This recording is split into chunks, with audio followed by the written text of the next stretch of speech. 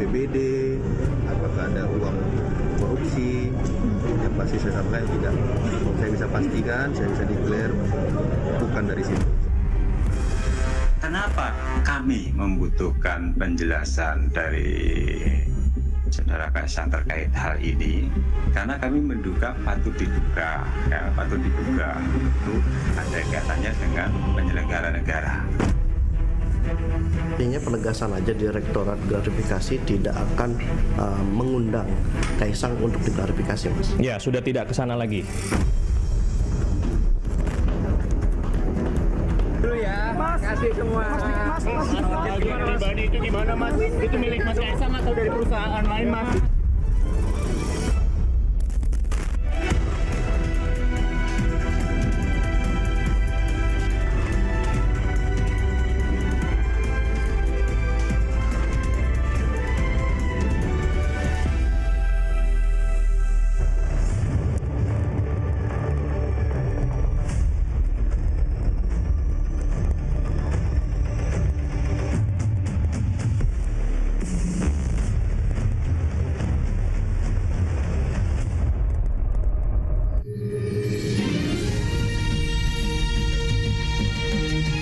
Disiarkan langsung dari studio MNC Conference Hall iNews Tower Jakarta.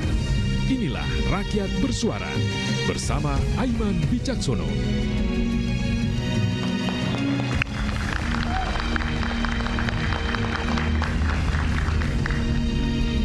Hari demi hari orkestrasi politik semakin sibuk dengan pilkada serentak. Namun di tengah isu pilkada kita mendengar anak dan mantu presiden tampak menumpang jet pribadi yang kalau disampaikan oleh netizen flexing atau apapun bahasanya.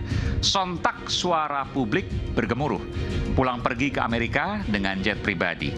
Ada yang menyebut jet yang dinaiki Kaisang dan istrinya Erina Gudono adalah gratifikasi atau perdagangkan kekuasaan ayah dan kakaknya.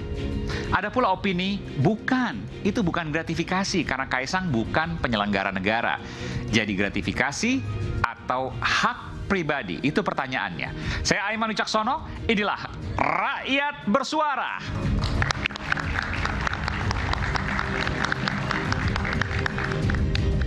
Saya undang di hadapan Anda, para pemirsa, dan juga para hadirin yang hadir di iNews Tower Jakarta.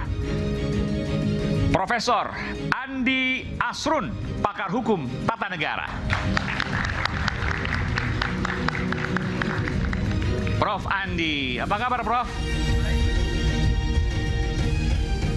Baik, alhamdulillah. Silakan, Prof. Makasih.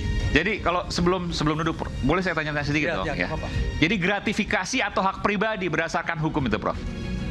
Jadi kalau gratifikasi itu ya pengaturannya menyangkut penyelenggara negara. Oke. Ya kan ini kan Kaisang bukan. Pak Kaisang bukan. Bobby? Bobby penyelenggara negara. Oke. Baru penyelenggara. Jadi yang kan yang tampak ada jet pribadi menumpang keduanya nih, ada Kaisang dan ada Bobby dan keduanya dalam waktu yang berbeda. Tiba-tiba muncul begitu ya. Ya. Yang mana yang gratifikasi atau dua-duanya bukan gratifikasi atau bisa jadi dua-duanya gratifikasi? Saya kira nggak bisa dikategorikan begitu ya.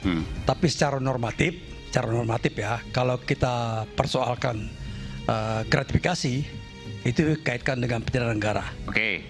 Ya, jadi kalau memang mau dipanggil ya ada landasan hukumnya. Ya kan, tapi kan Bobby sudah membantah, sudah memberikan keterangan. Bahwa tidak ada uang korupsi, tidak ada sponsor dan sebagainya. Kalau KPK masih Jadi saya tanyakan gini, keyakinan Prof untuk Bobby sekalipun, kalau Kaisang pasti bukan tadi kan karena bukan penyelenggara negara. Untuk Bobby pasti juga bukan gratifikasi. Saya bukan masalah keyakinan, ini persoalan pengetahuan saya. Yang saya dapat juga dari iNews TV kan. Gitu. Jadi saya ada pengetahuan. Kalau keyakinan itu menyangkut agama saya, jadi nggak bisa lari. Keyakinan berdasarkan pengetahuan dan data yang Prof miliki, begitulah. Prof. Kalau saya diarahkan saja pada informasi yang ada, itu aja. Jadi bukan persoalan yakin atau tidak yakin. Jadi jawabannya apa nih? Kita sesuaikan dengan alur informasi. Oke. Masih Bung Refli setuju sama saya tuh. Nanti kita tanya Bung Refli deh. Ya. Oke, terima kasih Prof. Silakan Prof. Oke, siap. Makasih. Dibawa aja nggak apa-apa, asal jangan dibawa pulang mic. Oh, siap. Dan ini pertama kali, ini dosen saya ini 15 tahun yang lalu hadir di rakyat bersuara, Profesor Ikrar Nusa Bakti.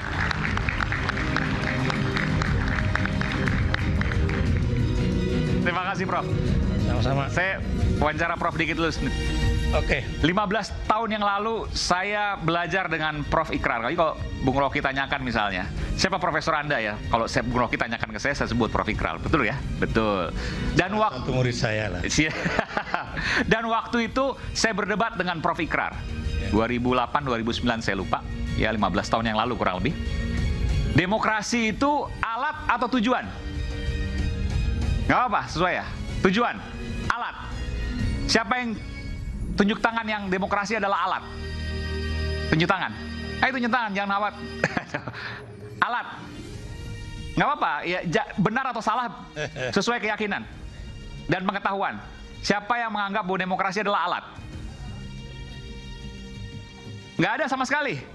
Siapa yang menganggap demokrasi adalah tujuan? Lebih banyak. Prof, waktu saya mahasiswa, saya mendebat Prof karena Prof mengatakan demokrasi adalah tujuan. Saya tidak terima. Saya katakan demokrasi adalah alat. Seperti juga yang umum dipahami oleh para pejabat sekarang, oleh mahasiswa sekarang. Dan saya baru menyadarinya bahwa apa yang dikatakan Prof Ikrar benar, bahwa demokrasi adalah tujuan. Betul ya? Salah satunya, ya. Demokrasi adalah tujuan. Kira-kira 3 pekan yang lalu, waktu ada peringatan darurat. Kenapa? Karena kalau demokrasi adalah alat, maka semua boleh dilakukan. Asal demokratis. Asal sesuai dengan aturannya masing-masing. Meskipun MK punya aturan sendiri, DPR punya aturan sendiri. Tapi ketika demokrasi sebagai tujuan, maka etika akan dijunjung tinggi. Betul ya, Prof? Saya baru memahami setelah 15 tahun. Dan saya salut terhadap Prof Ikrar karena konsisten mengatakan bahwa demokrasi adalah tujuan. Bisa jelaskan soal itu, Prof?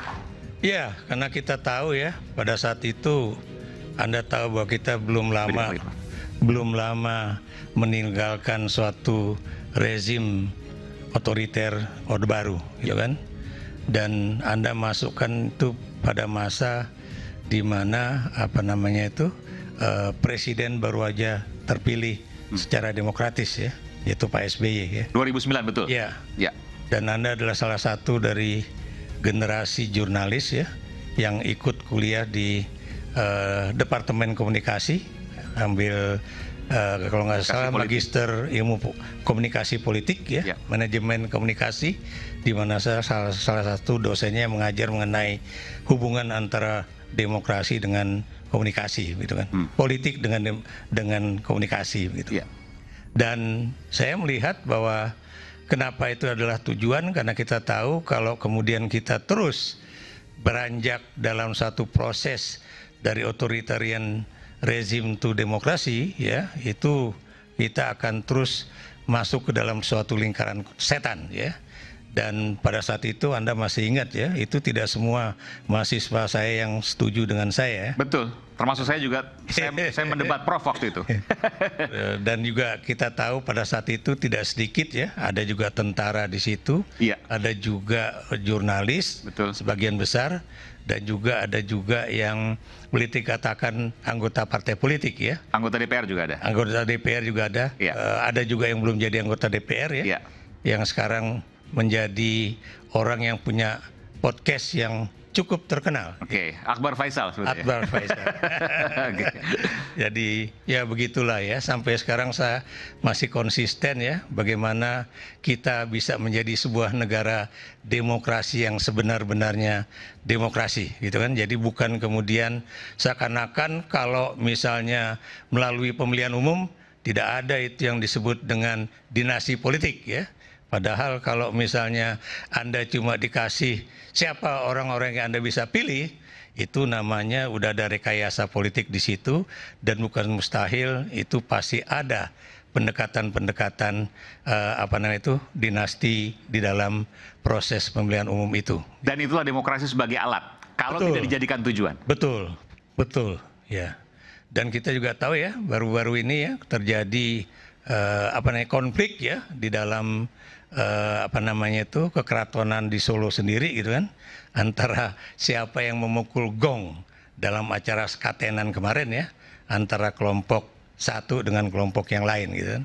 Di situ menunjukkan betapa di dalam suatu kerajaan pun ya, sistem kerajaan pun itu pasti akan ada perbedaan.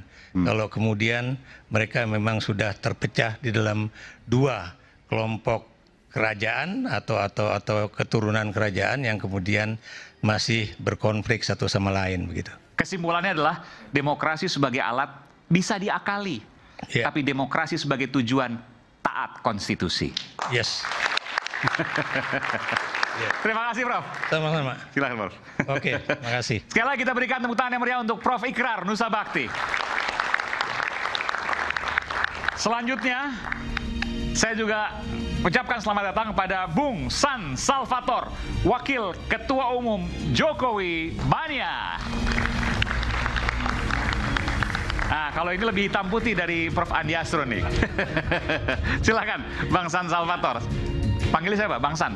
Bang San boleh, Salvator boleh. Oh, Bang Salvator, Bang San aja lah. Siap. Biar lebih singkat. Bang San, jadi gratifikasi atau bukan?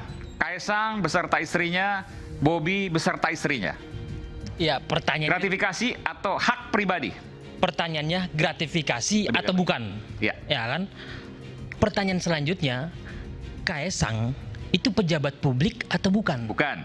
Ya kan? Penyelenggara negara atau bukan? Bukan. Nah, ketika ditanyakan gratifikasi atau tidak, dengan pertanyaan lanjutannya, secara otomatis itu clear, tidak masuk unsur. Oke, Kaisang. Untuk Bobi? Untuk Bobi, meskipun Kaisang nanti pasti ada teori yang lain juga, karena ada memperdagangkan kekuasaan atau pengaruh dan lain sebagainya. Tentu ada argumentasi seperti itu. Oh, oke. Kalau bicara seperti itu, Kaisang dalam hal ini juga sebagai pengusaha, ya kan?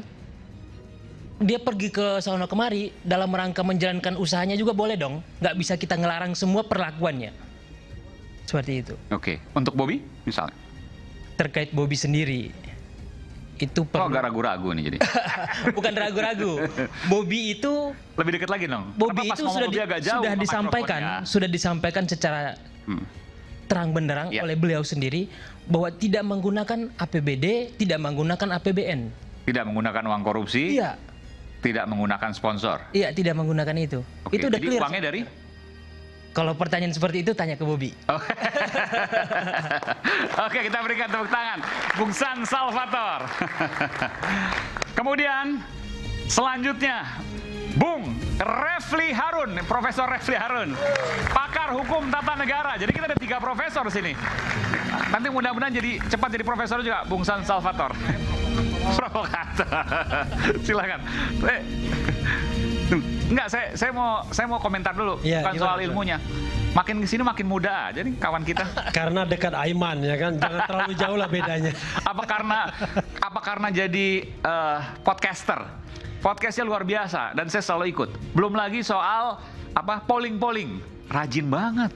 Iya, karena kalau kita jadi oposan ini kan memang harus lebih kreatif. Oposan kan biasanya politik, ini kan bukan politik. Loh, Bang kita kan Refli kan bukan politisi. Bicara oposisi itu kan within the system, nah, itu oposisi di dalam sistem, tapi out of system juga bisa. Di luar sistem. Di luar sistem. Jadi kita anggap saja kita oposisi terhadap kekuasaan. Jadi, kan?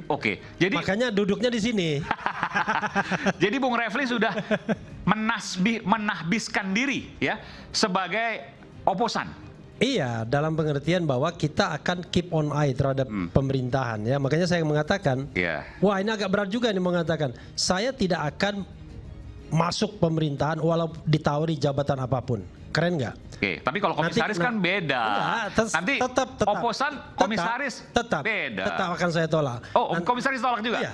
Nanti orang akan bilang, emang siapa yang mau nawarin lo? Iya, pasti di medsos gitu. But it's okay ya, yang paling penting. Tapi kan pernah komisaris waktu itu Jasa Marga. Ya karena 2014 kan saya punya preferensi ke Jokowi waktu itu. Iya. Ya kan 2014. Ya kan kita tapi 2017 sudah mengkritik Jokowi. Saya nulis di sebuah harian memimpin penegakan hukum. Saya bilang pada waktu itu Jokowi dalam hal pemberantasan korupsi tidak hanya unable tapi juga unwilling. Itu saya tulis 2017, masih dalam posisi sebagai komisaris utama di BUMN. Luar biasa. Dan makanya cepat. cepat dilepas. Tamatnya. Tapi kan kita nggak tahu kan gaya politik Pak Jokowi dengan gaya politik Pak Prabowo beda. Kalau Pak Prabowo kan merangkul, nanti oposan-oposan dirangkul, nggak jabatan tertentu tapi komisaris. Ya, saya pasti nggak. Nanti kursinya beda ke sana, Bung Refli. Nah, saya pasti nggak mau karena kita harus konsisten, ya. Luar biasa. Karena kita kan dari sudut orang yang kalah. Kalah dalam pengertian kan saya kemarin mendukung Anies Baswedan dan Anies kalah. Karena itu saya juga minta Anies kalau ditawari jadi menteri jangan mau. Kalau enggak kan tidak ada baseline lagi untuk kita oposisi. Kan begitu. Apa yang mau disuarakan dari oposisi? Menjaga kewarasan Republik ini. Jadi sebagai contoh misalnya ya, Prabowo mengatakan mau memberantas korupsi. Dan itu saya lihat di pidato dia di PAN, di Nasdem, bahkan di Qatar ketika di interview. Pertanyaannya itu serius atau omon-omon? Kan begitu. Dan kita berharap itu serius. Tapi kalau tidak serius ya kita akan gonggong terus. Gitu. Jadi watchdog. Ya. Luar biasa. Satu kata, demokrasi alat atau tujuan tadi? Saya sih sebenarnya ingin mengatakan dua-duanya ya. Oh, dua-duanya. Tapi bukan alat, sarana dan tujuan. Ya. Jadi tujuannya demokratis, tapi caranya juga demokratis. Itu yang pernah saya selami waktu kuliah. Jadi waktu itu saya mengkritik soal sidang umum MPR yang cepat sekali menyelesaikan GBHN. Padahal GBHN itu tebal. How come dalam jangka waktu yang cuma 10 hari selesai barang tebal begitu? Ternyata sudah disiapkan Lemhanas, sudah disiapkan macam-macam. Makanya saya bilang, kalau kita melihat demokrasi Pancasila itu sebagai tujuan saja, ya itu sudah tercapai, itu ada GBHN, ada apa dan lain sebagainya. Tapi kalau kita melihatnya sebagai sarana, itu demokrasi yang tidak menggunakan sarana yang demokratis. Tetapi tentu saya lebih percaya kepada Ikrar Nusa Bakti dibandingkan Refli Harun. Karena beliau adalah profesor ilmu politik. Kalau saya ilmu hukum tata negara, agak beda lah ruangnya sedikit. Ya. Tapi yang jelas, tapi itu pendapat saya, ya, pendapat saya. Tapi yang jelas satu hal, jadi sampai kapanpun akan menyuarakan demi kewarasan bangsa. Iya, paling tidak 5 tahun ke depan. Iya. Kok masa sampai mati? Mati beneran mati Mike. Tes 1, 2, 3. Sampai 5 tahun ke depan, 2024, 2029. Dan mudah-mudahan ini yang tidak dimention oleh Prabowo dalam pidatonya, yaitu menumbuh kembangkan demokrasi. Saya khawatir dia cuma concern untuk 3 hal: memberantas korupsi, mengentaskan atau mengurangi kemiskinan atau menghilangkan kemiskinan dalam bahasa dia, dan kemudian mensejahterakan rakyat. Jangan lupa bahwa yang kita butuhkan tidak hanya 3 itu saja, tapi demokrasi kita juga butuhkan. Karena kalau tanpa demokrasi, semuanya pasti akan menyimpang dan omon-omon saja. Karena tidak ada kontrol. Ya. Jadi demokrasi harusnya memang betul jadi tujuan. Ini arahnya udah tahu. Tapi bahwa ia jadi sarana, iya juga. Cuma tujuan utamanya harus tetap demokrasi. Itu yang harus dijaga. Apapun tujuan negara, demokrasi tetap harus jadikan tujuan juga. Terima kasih. Kita berikan tangan untuk Prof. Bung Refli Harun. Siap. Iya, ada satu lagi, nanti saya akan langsung wawancara. Namanya adalah Boyamin Saiman. Nah, saya mau jelaskan dulu sedikit kepada pemirsa dan juga hadirin di sini. Bung Boyamin inilah yang pertama kali putranya ya, anaknya, yang melakukan uji materi ke Mahkamah Konstitusi yang kemudian membuat Gibran Raka Buming Raka bisa menjadi wakil presiden. Siapa yang judicial review atau siapa yang menguji materikan pasal Pilpres tersebut? Namanya adalah Almas Sakibiru. Almas Sakibiru adalah putra dari Boyamin Saiman. Tetapi pada hari ini, beberapa hari belakangan ini, atau beberapa pekan belakangan ini, Boyamin Saiman justru meneriakkan bahwa Kaesang, termasuk juga Bobi, melakukan hal yang tercela, nanti koreksi Bung Boyamin, yang terkait dengan gratifikasi. Kok bisa? Apakah sudah kongsi? Nanti saya akan kembali ke Bung Boyamin Saiman, tapi kita dengarkan dulu informasi berikut ini. Isu dugaan gratifikasi penggunaan jet pribadi Kaesang Pangarep seolah membeku tanpa ada kejelasan lanjut. publik menguliti asal-muasal jet pribadi yang digunakan Kaisang dan istri ke Amerika Serikat di hari di mana ribuan orang berdemonstrasi menolak revisi Undang-Undang Pilkada. Orang dekat Kaisang yang juga politisi PSI Grace Natali enggan menjawab terkait jet yang digunakan Kaisang. Mendingan tanya beliaunya langsung. Aku udah nggak disuruh. Sepulang Kaisang dari Amerika Serikat, Komisi Pemberantasan Korupsi sempat berapi-api mencari putra bungsu Presiden Jokowi untuk dimintai klarifikasi. Kenapa kami membutuhkan penjelasan dari Saudara Kaisang terkait hal ini? Karena kami menduga patut diduga itu ada kaitannya dengan penyelenggara negara. Tak lama dari pernyataan Alex Marwata itu, KPK tiba-tiba berubah sikap. Direktorat Gratifikasi KPK batal meminta klarifikasi Kaisang dengan alasan memfokuskan laporan ke Direktorat Penerimaan Layanan Pengaduan Masyarakat atau PLPM. Direktorat Gratifikasi tidak akan mengundang Kaisang untuk diklarifikasi, Mas. Ya, sudah tidak ke sana lagi. Kakak Kaisang, Kahiyang Ayu dan sang suami Bobi Nasution juga kedapatan menggunakan jet pribadi. Wali Kota Medan dan juga bakal calon gubernur Sumatera Utara ini mengaku jet pribadi yang digunakannya bersama istri bukan dari dana APBD ataupun hasil korupsi. Apakah ada pakai uang dari APBD, apakah ada uang korupsi, yang pasti saya sampaikan tidak. Saya bisa pastikan, saya bisa declare bukan dari situ. Kaisang yang muncul ke publik beberapa waktu lalu bungkam saat ditanya jet pribadi. Dulu ya, kasih semua. Mas, jet pribadi itu gimana, Mas? Itu milik Mas Kaisang atau dari perusahaan lain, Mas? Hingga kini, publik masih menanti langkah KPK menyelidiki dugaan gratifikasi jet Kaisang. Benarkah masuk gratifikasi atau memang hak Kaisang?